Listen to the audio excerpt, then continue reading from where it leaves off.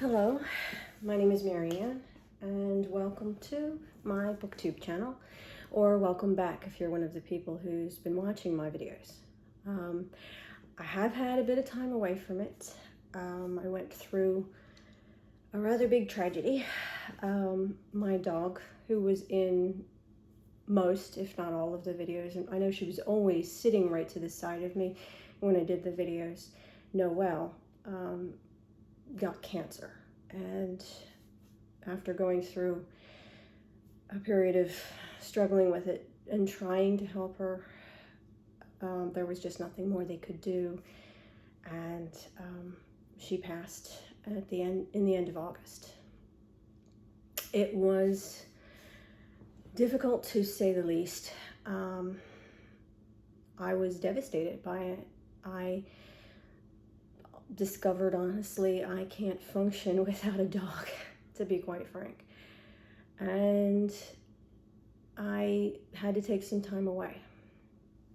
So I was always planning to come back, but just couldn't really find it in myself without her there to do these videos, to do much reading, really. I did read a couple of books, which I'm going to tell you about in this video.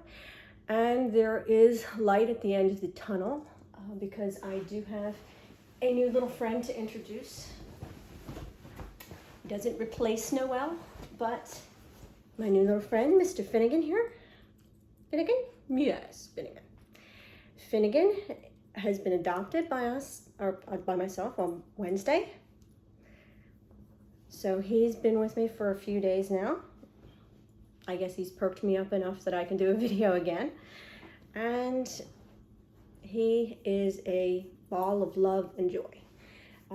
He's a couple years old, but still acts like a puppy and is a very well-behaved little boy, and has brought some joy and happiness back into my house, which just was nothing but darkness and sadness without Noelle and without any dog in the house. It was just so sad. Moving on from my personal drama, this is BookTube, of course, so I have, of course, read a few books in the time that I've been off, so I'm going to talk about those. I read a few pre-publication. I was lucky enough to have a couple of authors give me e-copies of their books pre-publication. One of them is now just out. It was released, I think, last Tuesday. It's by Curtis M. Lawson. It is entitled Devil's Night. It is regarding the night before Halloween, the traditions in Detroit, Michigan, around it, the sort of folklore in the area about what they refer to as the Nain Rouge, or the devil. There's also a story in there about the hobo pig lady, which is another sort of urban myth in Detroit. Basically, it's a book of individual stories. They're short stories, horror stories. They are graphic. I would warn anybody who isn't really ready for horror that they are graphic. I would say that also they're not appropriate for children. There is some graphic scenes in there that you might not want a kid to read. Not Mr. Finnegan, right? You're too little for that. But I read them, and I really, really liked the book. They're all short stories, as I was saying, and they're interconnected so that you are sort of going from one story to the next, but it all moves rather smoothly, and the stories sort of go in an interconnected flow. All set on August 30th, the night before Halloween. And there are some pretty dark things that go on in this. I will suggest that it is a great book for Halloween, for this season. I would definitely suggest getting it if you're into horror, if you can handle the dark stuff. I know that it is available on Amazon. I don't know about anywhere else. As I say, got the book from Curtis M. Lawson himself. He was very kind enough to send me the ebook, and I thank him for that. And I did enjoy it. I really did. In addition to that, I received another book from an author, Meg Hafdahl, sent me an e-copy of her book, The Science of Stephen King. We're still in the spooky land. I was still gearing up for Halloween. So, The Science of Stephen King is by Meg Hafdahl and Kelly Florence. It has not been released yet. I read it and thoroughly enjoyed it. It is great for, I would say, any fans of Stephen King, either his books or his horror movies. It goes through his work from the very beginning to his most recent, at least the most recent at the time, of his stories, and basically goes through the basis in fact that or scientific fact that is connected with the stories. It goes through things such as, for instance, in Carrie, the idea of telekinesis, and in The Shining, the fact that there are psychological issues going on there between the characters. And it sort of goes through like a reference book, and it's a very interesting read. I found it very interesting. I'm a big Stephen King fan, so.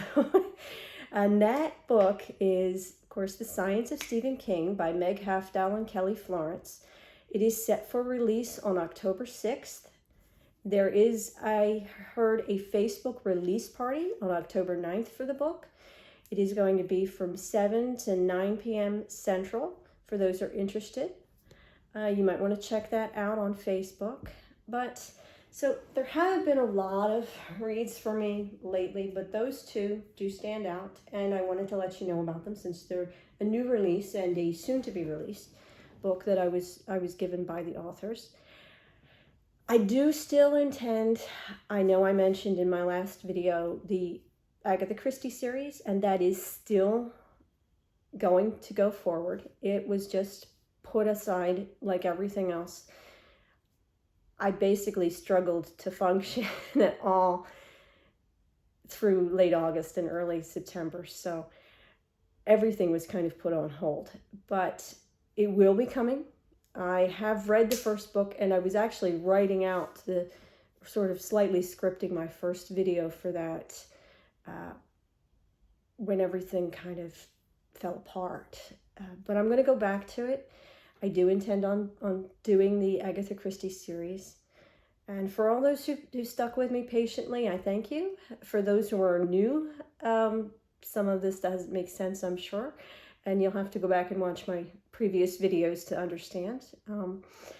But I am back to YouTube, back to BookTube, and going to go forward and make more videos.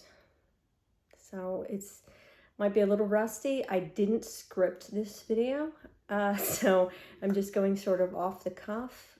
Some of it may be a little bit rough, I'm sure, but it's the first video back.